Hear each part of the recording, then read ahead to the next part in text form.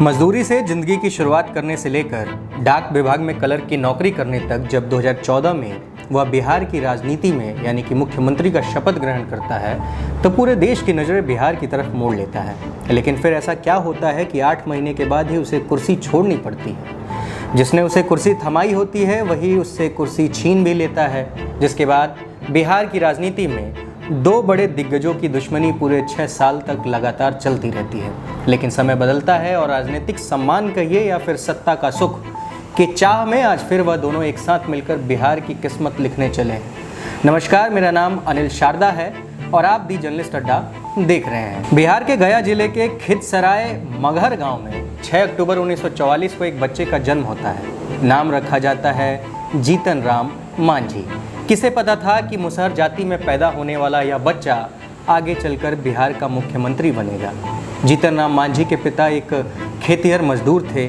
जीतन राम मांझी का बचपन बेहद गरीबी में बीता और खेतों में काम करते हुए बीता। लेकिन उस बच्चे के मन में एक ललक थी, वह एक दिन कुछ बड़ा करना चाहता था। उस बच्चे ने शिक्षा दीक्षा लेना शुरू किया। सन 1967 में गया कॉलेज से इतिहास विषय में स्नातक की डिग्री हासिल कर ली।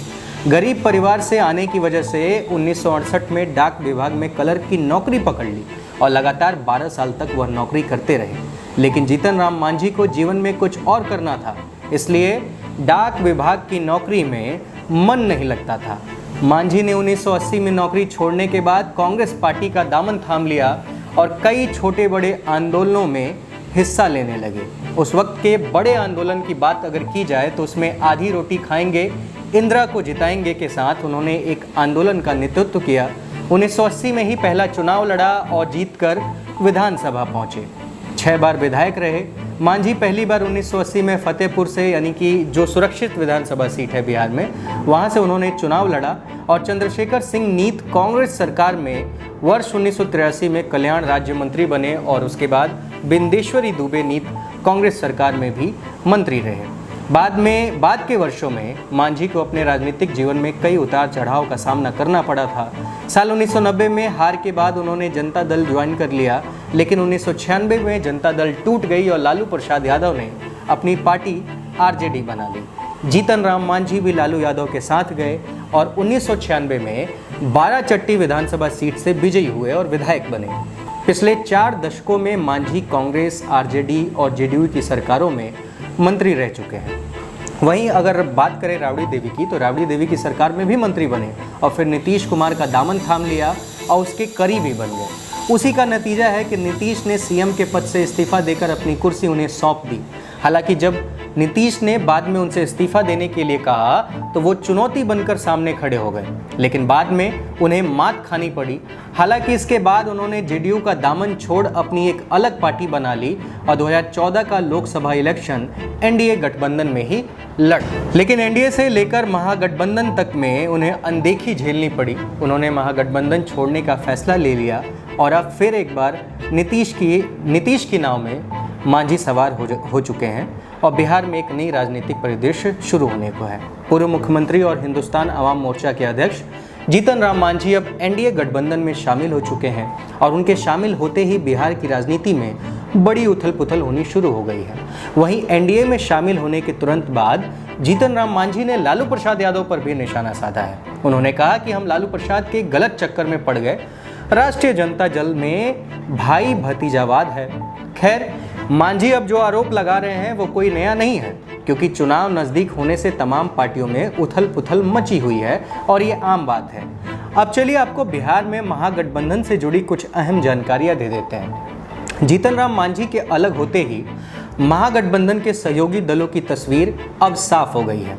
कैसे हुई है अब बताते हैं। आरजेडी के नेतृत्व वाले महागठबंधन में कांग्रेस, आरएलएसपी, वीआईपी पार्टी पहले से ही है और अब वामपंथी दलों के भी शामिल होने की पटकथा लिखी जा चुकी है। इस तरह से सीट शेयरिंग का फॉर्मूला भी महागठबंधन में करीब करीब तय माना जा रहा है। महागठबंधन पिछली बार की तुलना में इस बार काफ़ी अलग है। 2015 के चुनाव में आरजेडी और कांग्रेस के साथ साथ जेडीयू महागठबंधन का हिस्सा थी, जेडीयू आरजेडी 101 सीटों पर तो कांग्रेस 41 सीटों पर चुनाव लड़ी थी। इस बार समीकरण बदल चुका है। जेडीयू अब एनडीए का हिस्सा है और मांझी भी नीतीश कुमार के साथ खड़े हो गए हैं। वहीं महागठबंधन में उपेंद्र कुशवाहा की आरएलएसपी यानी कि रालोसपा और मुकेश सहनी की वीआईपी की एंट्री हो चुकी है और वामपंथी दलों को शामिल करने की रणनीति भी तय हो गई है। जीतन राम मांझी के अलग होते ही बिहार में वामपंथी दल सीपीआई, सीपीएम और सीपीआई माले महागठबंधन के सहयोगी के तौर पर चुनाव मैदान में उतरेंगे। वामपंथी दलों के नेताओं ने आरजेडी के प्रदेश अध्यक्ष जगदानंद सिंह से मुलाकात की थी। जगदानंद सिंह को तेजस्वी यादव ने अन्य दलों के साथ गठबंधन में संबंधित बातचीत के लिए अधिकृत किया हुआ है। सीपीआई और सीपीएम पहले भी आरजेडी के साथ मिलकर चुनाव लड़ चुके हैं, लेकिन सीपीआई माले पहली बार गठबंधन का हिस्सा होगी बिहार की राजनीति में। यहाँ एक कारण और भी था कि महागठबंधन में जीतन राम मांझी के रहते हुए वामपंथी दलों को सीट देने का फॉर्मूला तय नहीं हो पा रहा था। कांग्रेस और आरजेडी अपने अपने कोटे की सीट कम करने को तैयार नहीं थे। ऐसे में अब मांझी के जाने के बाद महागठबंधन में सीटों के बंटवारे की अड़चनें जो हैं वो कम हो गई हैं, क्योंकि मांझी कोटे को दी जाने वाली सीटें अब वामपंथी दलों को देकर साधने की कवायद की जा सकती है।